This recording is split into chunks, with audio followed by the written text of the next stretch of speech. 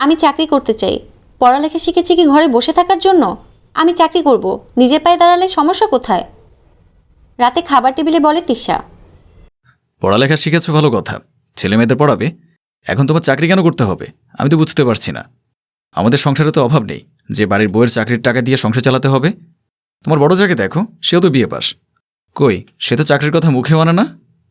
তার যে কোনো চাকরি করতে হবে বুঝছো না তুমি? ভদ্রমেয়েদের মতো বাড়িতে বসে থেকে বাড়ির কাজ করতে তো ওনার গা ম্যাচ করে।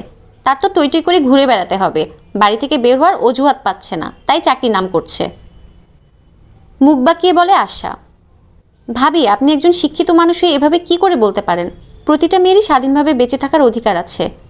আমাকে মাস শেষে একটা হেয়ার ক্লিপ কেনার জন্য ওনার কাছে হাত পাততে হয়, এটা আমার খারাপ লাগে। আমি পড়ালেখা শিখেছি, আমিও পারি চাকরি করে নিজের পায়ে দাঁড়াতে।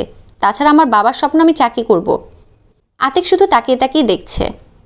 তাহলে তোমাকে বিয়ে করতে কে বলেছে? বাবার কোলে বসে বাবার স্বপ্ন পূরণ করতে? আমাদের সংসারে কেন আসলে? বড় চাই আবার বাবার স্বপ্নও পূরণ করতে হবে? আমাদের বাড়িতে এসব চলবে না, সাফ সাফ বলে দেয় আশা। আপনি কেন কিছু বলছেন না? আমি কিন্তু চাকরি করবই।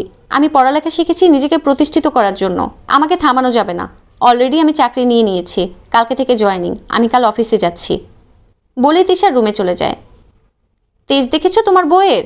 কেন সে অফিসে যাওয়ার জন্য মরিয়া হয়ে উঠেছে বুঝতে পারছো? নিশ্চয়ই অন্য কোনো চক্কর আছে তার। সময় থাকতে বউকে থামাও, না হলে পরে আফসোস করবে। আমি তো এটাই বুঝতে পারছি না, তোর বউর চাকরি কেন করতে হবে? মতলব কি তার? ভালো করে জেনে নিস তুই, আমাদের বংশে কিন্তু এরকম কোনো বউ নেই যে চাকরি করেছে। আতিক হাত ধুয়ে রুমে চলে যায়। পরের দিন খুব ভোরে ঘুম থেকে উঠে তিশা। প্রতিদিনই এই সময় ঘুম থেকে ওঠে। আশার সাথে মিলে দুজন রান্না করে। কিন্তু আজকে আশা আসেনি রান্নাঘরে, হয়তো শরীর খারাপ ভেবে তিশা একা একাই রান্না করে। রান্নাবান্না শেষ করে থালা বাসন মেজে রুমে চলে যায় অফিসের জন্য তৈরি হতে। তৈরি হয়ে এসে দেখে যার যার মতো খাবার খেয়ে এঁটো থালা বাসন রেখে আবার চলে গেছে। দীর্ঘশ্বাস ফেলে তিশা। কোমরে আঁচল গুজে থালা বাসন ধুতে ধুতে সময় বেশি হয়ে যায়, তাই আর খাওয়ার সময় পায় না, না খেয়ে অফিসে বেরিয়ে যায়। সন্ধ্যায় বাড়ি ফিরে দেখে কোনো রান্না হয়নি। আশা বসে বসে টিভি দেখছে। আশিকা রাতে এখনও অফিস থেকে ফেরেনি। তিশা দুপুরে কিছু খায়নি, ভীষণ খিদে পেয়েছে তার। ভাবি, আমাকে একটু খাবার বানিয়ে দিবেন, ভীষণ খিদে পেয়েছে। একদিন অফিসে যেতে না যেতে আমাকে অর্ডার করছো? গোলাম রেখেছো নাকি আমায়? কি ভেবেছো একটুখানি চাকরি করে একদম বড়লোক হয়ে গেছো? এখন শুধু পায়ের উপর পা তুলে অর্ডার করছো? ভাবি, এভাবে কেন বলছেন? তাহলে কিভাবে বলবো? আমাকে অর্ডার করার সাহস পাও কোথায়? স্বামীর বিরুদ্ধে গিয়ে কেন চাকরি করছো জানি না আমি? নতুন নাগর জুটিয়েছো, আর সেই নাগরের সাথে ভেগে যাওয়ার জন্য চাকরি করছো। কান দুটো শাসা করে ওঠে তিশার। দুই চোখ থেকে টপ টপ করে পানি পড়তে থাকে। কথা বললে কথা বাড়বে, তাই চুপচাপ রান্নাঘরে চলে যায়। ক্লান্ত শরীর নিয়ে রান্নাবান্না শেষ করে গোসল সেরে সবাইকে খেতে ডাকে। তিশার ডাকে কেউ সাড়া দেয় না। খাবেন না? চলুন, আমি খাবার রেডি করেছি। আতিক ল্যাপটপে কাজ করছিল, তিশার দিকে তাকায়। অফিসের কোন ছেলেটাকে ভালো লাগে? চলে যেতে চাইলে এখনই যেতে পারো। তোমার চলে যাওয়ার জন্য আমাদের বাড়ির দরজা সবসময় খোলা আছে। যুগ পাল্টেছে জানো, এখন বউ চলে গেলে বউয়ের অভাব হয় না। তুমি চলে গেলে আমাদের কারোর কিছু আসবে যাবে না।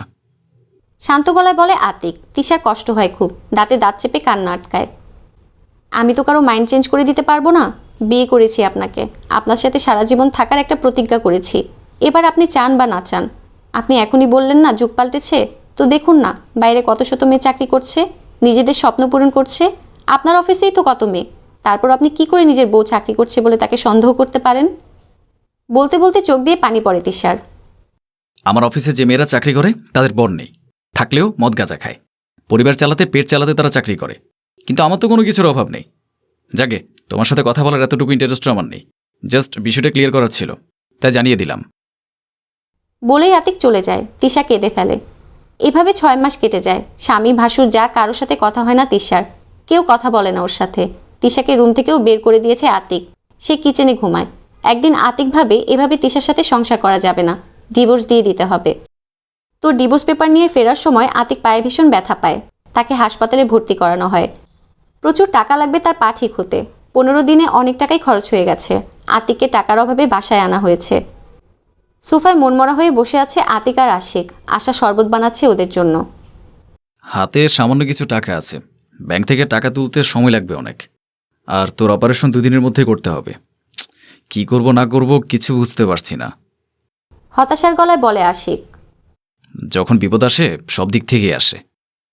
তখন তিশা আসে। আমার কাছে কিছু টাকা আছে, সেই টাকা দিয়ে ওনার পায়ের অপারেশনের ব্যবস্থা করুন প্লিজ। আতিক আশিক তাকায় তিশার দিকে। আমি জানি আপনাদের আমার উপর অনেক রাগ, আমি অপরাধী, আপনার ভাই আমাকে ডিভোর্স দিয়ে দিতে চায়, এটাও জানি। আপনারা না হয় আমার থেকে টাকা ধার নিন, পরে দিয়ে দেবেন আমায়। কান্না আটকে বলে তিশা। আতিক মাথা নিচু করে ফেলে। সরি বনু, আমরা তোমায় ভুল বুঝেছি। তুমি যেভাবে চাকরি করার জন্য জোর দিচ্ছিলে তাতে ভেবেছিলাম তুমি অন্য কারোর সাথে চলে যাওয়ার জন্য চাকরি করতে চাইছো। সরি। বলেই আশিক চলে যায়। তিশা আতিকের পাশে বসে। আপনি না করলে আমি আর চাকরি করব না, তবু আমায় ডিভোর্স দিয়েন না। কাঁদতে কাঁদতে বলে তিশা। আতিক তিশার হাত ধরে। সরি, আমি বুঝতে পারিনি। শিক্ষিত মানুষ হয়েও অশিক্ষিতের মতো কাজ করে ফেলেছে। Very sorry.